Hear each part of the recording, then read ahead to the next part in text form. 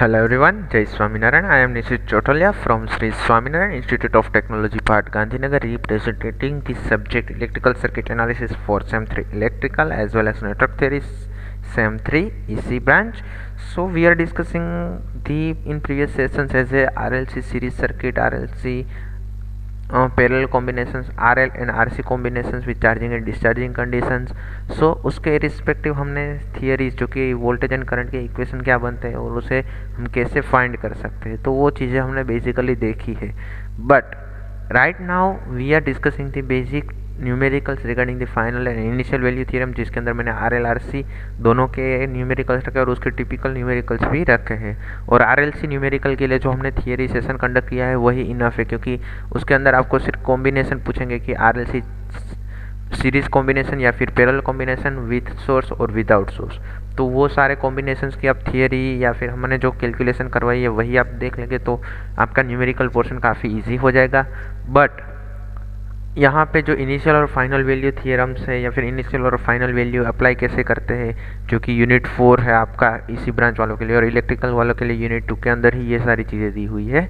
तो उसके रिस्पेक्टिव जब आप देखोगे कि भाई ये कैसे अप्लाई करना है, तो हमने उसकी सॉल्यूशन टेक्निक तो हमने देख लिया कि इस हिसाब से करेंगे तो आपका सॉल्यूशन हो जाएगा. बट यहाँ पे एक और शॉर्टकट है जो कि मैं आपको आप पीएसयू या फिर मैंने जो आपको हमारे ये जो यूनिट या सेशन की स्टार्टिंग में पहले बताया था कि मैं ये जो शॉर्टकट आपको करवा रहा हूँ वो नॉर्मली हम जीटीयू के एग्ज़ाम में भी वैलिड तो है ही, लेकिन ये पर्टिकुलरली पीएसयू या फिर गेट की प्रिपरेशन जो स्टूडेंट्स करना चाह रहे हैं या फिर अभी कर रहे हैं तो उसके लिए ये शॉर्टकट काफ़ी इजी हो जाएगी. और आरएल आरसी या फिर आरएलसी सर्किट के लिए कोई भी न्यूमेरिकल इस मेथड के हिसाब से करेंगे तो आपका टाइम भी कंज्यूम नहीं होगा और आपका सॉल्यूशन परफेक्ट इंस्टेंट रहेगा. सो दैट उसके लिए एक जो टेक्निक है उसको हम नॉर्मली फीफा इक्वेशन बोलते हैं, जो कि यहाँ पे वोल्टेज या फिर करंट जो हमें फाइंड करना है तो उसके लिए इक्वेशन है फीफा इक्वेशन, जो कि इसके अंदर एफ मतलब कि फाइनल वैल्यू एफ प्लस आई माइनस एफ इंटू ए मतलब कि फीफा, इस हिसाब से मैंने फीफा यहाँ पे लिखा है. बट यहाँ पे एफ मतलब कि फाइनल वैल्यू, आई मतलब कि initial value, A for the arbitrary constant, यहाँ पे सेम वे एफ मतलब कि फाइनल वैल्यू, लेकिन यहाँ पे final value plus initial minus final into arbitrary constant, जबकि आर्बिट्री कांस्टेंट क्या बनता है e into e raise to minus t by tau, जो कि यहाँ पे मैंने रिप्रेजेंट किया है, जो कि टाउ आरसी सर्किट है कैपेसिटिव सर्किट या फिर तो उसके लिए tau is equal to R C and inductive combination है आर एल का, तो यहाँ पे एल बाई आर बनेगा. क्लियर. तो यहाँ पे आर सी सर्किट के लिए जो भी है या फिर आर एल सर्किट है वो तो आपको पता चल जाएगा और उसके अंदर आपको सिर्फ जो डेटा दिया हुआ है उसके ऊपर से इनिशियल वैल्यू क्या होती है, फाइनल वैल्यू क्या होती है, सिर्फ वही जस्टिफाई करना है. अगर वो आप जस्टिफाई कर लेते तो आपका पूरा सॉल्यूशन जो आपकी फर्स्ट ऑर्डर इक्वेशन बनाओ फिर उसे सॉल्यूशन में ले जाओ और उसका सॉल्यूशन फाइंड करो, फिर इनिशियल वैल्यू अप्लाई करो और उसके बाद जो आंसर आता है वो आंसर यहाँ पे आपका डायरेक्टली एक स्टेप में आ जाएगा. सो यहाँ पे ये काफ़ी शॉर्टकट यूज़फुल है और जीटीयू में भी काफ़ी स्टूडेंट्स ने ये ऑलरेडी अप्लाई भी की है और किसी को अभी तक इसके रिगार्डिंग कोई ऐसा नहीं है कि भाई ये मेथड वैलिड है या नहीं. सो ये एक स्टैंडर्ड मेथड ही है, लेकिन इसे शॉर्टकट के फॉर्म में कुछ अलग फंडामेंटल्स के साथ दिखाया है तो आप इसे भी फॉलो कर सकते हैं. सो यहाँ पे मैंने आपको बताना चाहूँगा कि आपको जो डेटा दिया हुआ है एक न्यूमेरिकल मैंने यहाँ ऑलरेडी दिया है कि find out the value of the V D V by D T and D square V by D T square just after switching at time t is equal to 0 plus in the circuit shown in the below. But यहाँ पे मैं थोड़ा सोचूंगा कि ये example आप थोड़े देर बाद करेंगे हम डिस्कस, लेकिन इसके पहले हम फाइनल और इनिशियल वैल्यू के न्यूमेरिकल देख लेते हैं ताकि वही फंडामेंटल एक सीक्वेंस में बना रहा है. तो यहाँ पे जो इनिशियल और फाइनल वैल्यू के लिए जो दिया है कि find the loop current for the given network by using the RC circuit analysis, जो कि यहाँ पे सर्किट दी हुई है, वोल्टेज सोर्स है 5 वोल्ट का, रेजिस्टेंस है 1 किलो ओम और कैपेसिटेंस है 10 नैनो फेराड है, मतलब कि 10 इंटू 10⁻⁹. क्लियर. तो सबसे पहले ये सर्किट जो कि आपको क्या बताया है कि लूप करंट फाइंड करना है, तो यहाँ पे आपको रेजिस्टेंस और कैपेसिटर जो होगा वो रहेगा short circuited, because we already know that in our first और second lecture regarding the RL, जो कि एल और सी के लिए हमने बताया था कि इनिशियली कैपेसिटर क्या होता है या फिर इंडक्टर क्या होता है. तो उसके लिए यहाँ पे हम देखें तो कैपेसिटर शॉर्ट सर्किट रहेगा, एट इनिशियल वैल्यू पे। तो यहाँ पे फाइनल वैल्यू की जो हम बात कर रहे हैं कि फाइनल वैल्यू यहाँ पे 0 हो गई, क्योंकि यहाँ पे तो ऑलरेडी कैपेसिटर शॉर्टेड है। तो इनिशियली हम देखें कि इनिशियल वैल्यू क्या रहती है, V/R, जो कि R रेजिस्टेंस कितना है 1 के जितना या फिर 10⁻³ क्लियर, और हमारा वोल्टेज है 5। तो यहाँ पे इनिशियल करंट क्या बनेगा, फाइनल करंट जो कि 0 है, इनिशियल करंट बनेगा, सॉरी हाँ, यहाँ पे मिली एम्पियर रहेगा। सो यहाँ पे हम देखें कि भाई 5/1 के मतलब कि 5 मिली एम्पियर। तो उसके हिसाब से यहाँ पे टाइम कांस्टेंट t, जो कि यहाँ ऑलरेडी कैपेसिटर है, तो time constant t is equal to RC। तो R इंटू C मतलब कि 10 माइक्रो सेकंड्स, जो कि 10⁻⁻5 भी हम लिख सकते हैं। क्लियर। तो यहाँ पे आपके करंट का इक्वेशन क्या बनता है, फीफा इक्वेशन के हिसाब से देखो तो final plus initial minus final into arbitrary constant. तो यहाँ पे फाइनल वैल्यू 0 है, इनिशियल वैल्यू 5 मिली, जो कि यहाँ पे ऑलरेडी दी हुई है, और यहाँ पे फाइनल वैल्यू 0 है। तो e⁻t/τ मतलब कि 5 इंटू e⁻t/τ की वैल्यू थी 10⁻⁻5। तो यहाँ पे डिनोमिनेटर है जो कि यहाँ पे नेगेटिव पावर है, वो ऊपर जाएगा तो प्लस हो जाएगा, तो 10⁻5 इंटू t हो जाएगा, और जो भी है वो तो नेगेटिव ही रहेगा। सो यहाँ पे I बनेगा 5 into e⁻10⁵ t amperes. Clear. तो यहाँ पे आपको वो पूरे सॉल्यूशन की ज़रूरत नहीं है, सिर्फ आपके 1 या 2 स्टेप में आपका पूरा आंसर आ जाएगा। सेम वे यहाँ पे मैंने कैपेसिटिव सर्किट ली, ऐसे ही मैं यहाँ पे एक इंडक्टिव सर्किट के लिए भी एक न्यूमेरिकल रखा है, ताकि आपको समझने में थोड़ा इजी भी रहे, और जो भी टिपिकल न्यूमेरिकल है वो भी आप थोड़ा सिंप्लीफाइड फॉर्म में इजीली कर सको। तो यहाँ पे डेटा दिया हुआ है कि for the given network switch S is at the position 1 and steady state condition is reach, the switch is moved from the position 2 at the time t is equal to 0 and find out the current for the both the cases at the position 1 and 2। और यहाँ पे कुछ आपको network दिया हुआ है। तो इसके अंदर पहले क्या बोला है कि पहले स्विच 1 मोड में थी, तो पहले हम स्विच 1 में रखेंगे, एट द टाइम सर्किट कुछ कैसे बनती है और उसके हिसाब से हम वोल्टेज फाइंड करेंगे, और देन आफ्टर हम स्विच 2 में आएगी या फिर स्विच एट पोजीशन 2 पे आएगी, तो उस टाइम पे रिस्पॉन्स क्या होगा वो फाइंड करेंगे। क्लियर। तो यहाँ पे आप देखो पोजीशन 1 पे होता है, तो क्या होता है कि इनिशियली यहाँ पे ये स्विच, एक मिनट, हाँ, तो यहाँ पे स्विच आपकी कनेक्ट हो चुकी है। तो यहाँ पे 10 ओहम्स प्लस 15 ओहम एक दूसरे के साथ सीरीज में आ गए, तो 25 ओहम्स का रेजिस्टेंस हो गया, और जो भी आपका इंडक्टर है वो यहाँ पे अब शॉर्ट हो गया, क्योंकि इनिशियली की हम बात चल रही है यहाँ पे। और IL is equal to I0 जो कि हम जानते हैं। तो यहाँ पे I0 की वैल्यू क्या बनेगी, V/R। तो रेजिस्टेंस कितना है आपका टोटल 25, और V है आपका 50 वोल्ट। तो यहाँ पे V/R के हिसाब से आपको I0 मिलेगा 2 एम्पियर। क्लियर। ओके, अब हम कंडीशन 2 में जाते हैं, जो कि स्विच एट पोजीशन 2, जो यहाँ पे आपको बताया है कि 15 ओहम से 0.5 हेनरी से यहाँ पे इनिशियल वैल्यू तो फाइनल वैल्यू 0 हो जाएगी, बट इनिशियल वैल्यू क्या रहेगी, जो कि इस कंडीशन की फाइनल वैल्यू थी वो कंडीशन 2 की इनिशियल हो जाएगी, क्योंकि पता है कि जब पहली कंडीशन में था वो 0 प्लस उसके लिए था, लेकिन इसके लिए वो 0 था।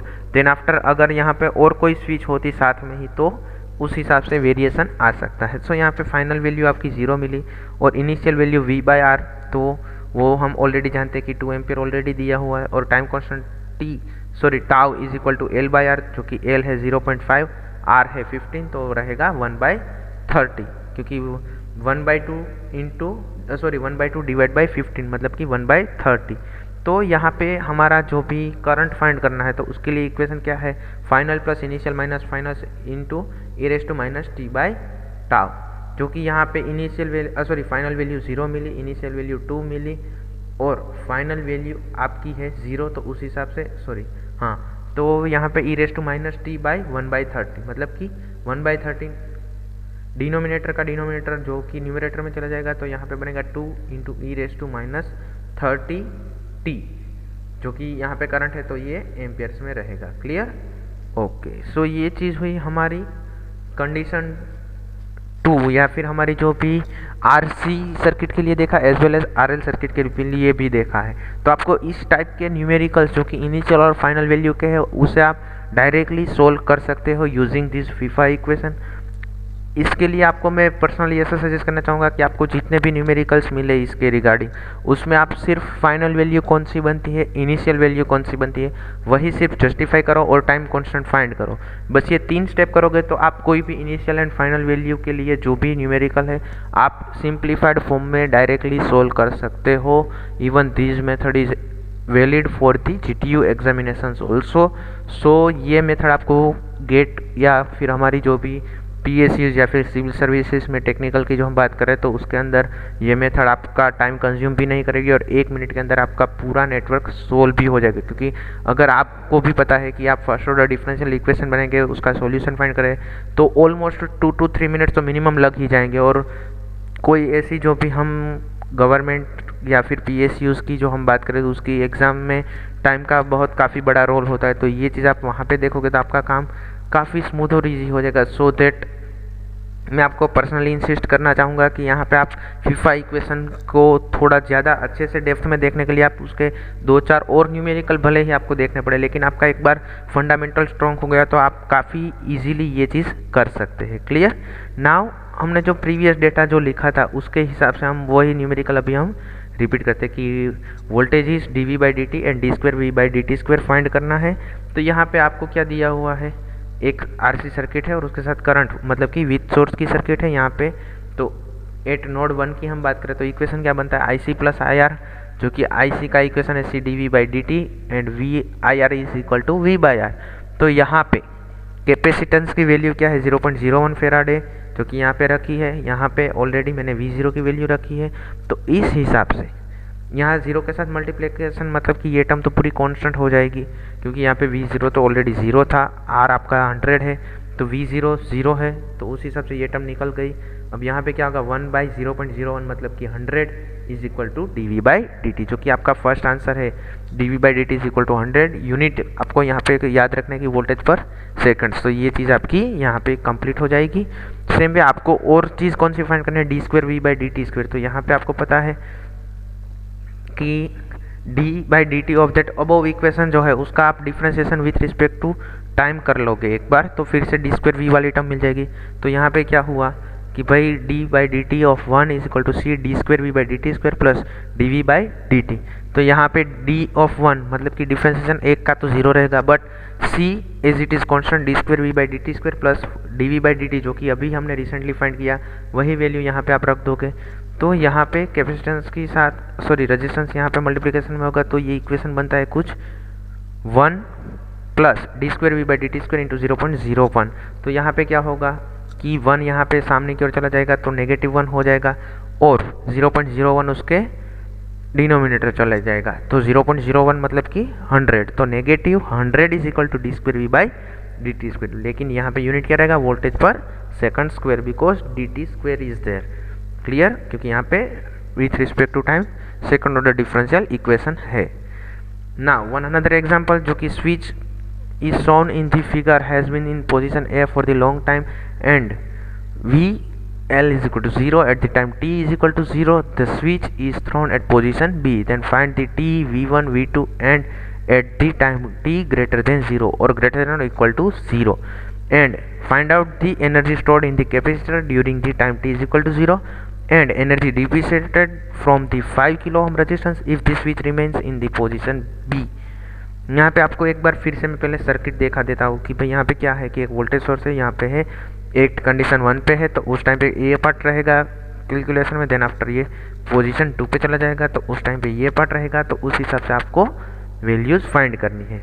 तो अब आपको पहले क्या बताया कि t एट ग्रेटर देन 0 पे t, V1 and V2 find करना है। एट पोजीशन 1 पे जाता है तो सर्किट कैसी बनेगी, जो कि मैंने अभी आपको बोला कि यहाँ पे ये रेजिस्टेंस रहेगा और ये कैपेसिटर। अब कैपेसिटर को इनिशियली हम देखें तो क्या होगा, ओपन सर्किट हो जाएगा तो ये पार्ट तो यहाँ ओपन सर्किट हो जाएगा तो ये पार्ट तो यहाँ से निकल जाएगा, मतलब कि V1 जो हमारा यहाँ पे है वो एज इट इज़ रहेगा, लेकिन V2 क्योंकि V2 आपको यहाँ पे पैरेलल में सेम रहता है तो यहाँ पे V2 जो होगा वही यहाँ पे होगा, तो ये V2 आपका 0 हो जाएगा क्योंकि ये ऑलरेडी ओपन सर्किट एलिमेंट है।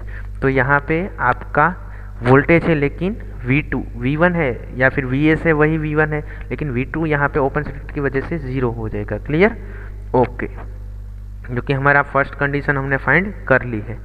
क्लियर, नेक्स्ट कंडीशन जो कि है एट पोजीशन B के टाइम पे जाते हैं तो उस टाइम पे क्या होगा, की पोजीशन बी में जाती है। तो ये आपका नेटवर्क कुछ इस हिसाब से बनेगा कि यहाँ पे एक रेजिस्टेंस है और कैपेसिटर्स है और ये भी एक कैपेसिटर है। तो यहाँ पे करंट का इक्वेशन क्या बनता है, V1 minus V2 divide by R, जो कि V1 कितना था 75, V2 था 0, तो 75 माइनस 0 मतलब कि 75 एंड R था आपका 5K। तो यहाँ पे ये जो ऑलरेडी दिया है वही 5K रहेगा। तो 75 डिवाइड बाई 5K मतलब कि 15 मिली एम्पियर जो कि आपका करंट मिल गया है। बट एट दैट टाइम आपको साथ में ये भी पूछा गया है कि एट टाइम 0 के टाइम पे आप देखो तो यहाँ पे आपका energy stored in the capacitor कितना बनता है, मतलब कि कैपेसिटर कितनी एनर्जी स्टोर कर सकता है। So that should be half CV²। But at time t is equal to 0 के टाइम पे V1 आपका 75 था बट V2 0 था। तो उस हिसाब से आप देखो कि 2 माइक्रोफेराडे के कैपेसिटर के अंदर की एनर्जी की बात करें तो that should be half CV², 1/2 into C जो कि 2 microfarad, but V is equal to 75 during the case 1 because at the V1 के टाइम पे। तो ये बनता है 5.625 मिली जूल।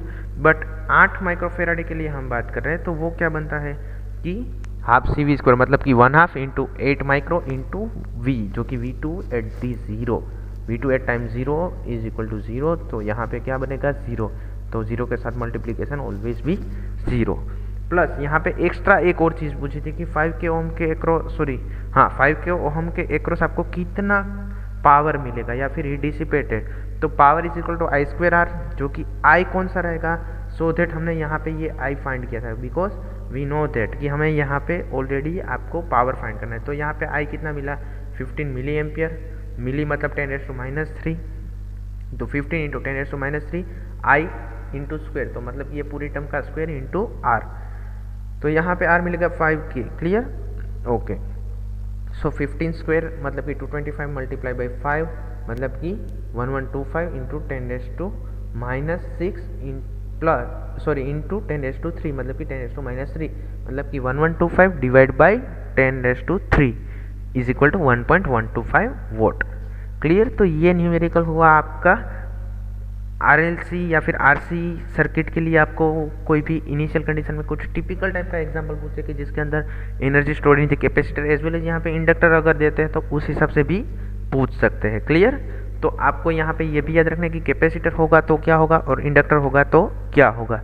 सो यहाँ पे हमने इस यूनिट RLRC सर्किट के लिए जो फीफा इक्वेशन बताया है उससे आप सारे इनिशियल कंडीशन के न्यूमेरिकल सोल्व कर सकते हो। वन अनदर थिंग कि सेकंड ऑर्डर इक्वेशन के लिए जो न्यूमेरिकल बनते हैं वो कुछ इस हिसाब से ही बनेंगे, जिसके अंदर आपको क्या चीज़ें याद रखनी है वो मैंने यहाँ पे ऑलरेडी एक दो जो टिपिकल न्यूमेरिकल थे सेकंड ऑर्डर इक्वेशन के रिगार्डिंग वो भी मैंने यहाँ पे डिस्कस कर लिए है। तो शायद इसमें भी आपको कोई डाउट नहीं रहेगा। ज़्यादा आपको न्यूमेरिकल सोल्व करने तो आप हमारे जो भी टेक्स्ट बुक्स या फिर रेफरेंस बुक्स में से आप सोल्व कर सकते हैं। फिर भी उसमें कोई क्वेरी है तो आप यहाँ पे फैकल्टीज़ को एनी टाइम पूछ सकते हैं, गूगल क्लासरूम या फिर हमारे जो भी क्लासरूम है उसमें।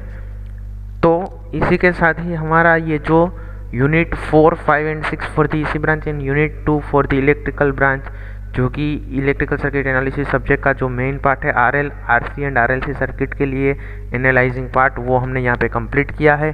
तो होप्स आपको इसमें कोई डाउट नहीं है। फिर भी अगर क्वेरी है तो आप मुझे पूछ सकते हैं। Till then have a nice day, thank you, जय हिंद, जय भारत, जय स्वामीनारायण।